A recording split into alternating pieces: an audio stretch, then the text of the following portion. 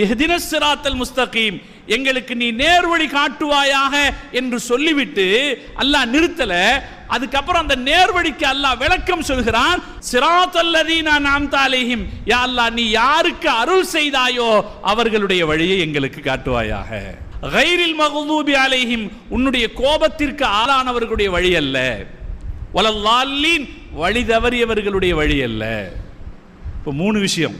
எங்களுக்கு நீ நேர்வழி காட்டணும். யாருடைய வழி? உன்னுடைய அருளை பெற்றவர்களுடைய வழி. யாருடைய வழி அல்ல? உன்னுடைய கோபத்தை பெற்றவர்களுடைய வழி அல்ல, வழிதவறி சென்றவர்களுடைய வழி அல்ல. திருக்குர்ஆனுடைய அறிஞர்கள் சொல்வார்கள், வரலாற்றுக்கு என்ன முக்கியத்துவம் இருக்கிறது என்பதை இந்த வாசகங்கள் நமக்கு உணர்த்துகிறது.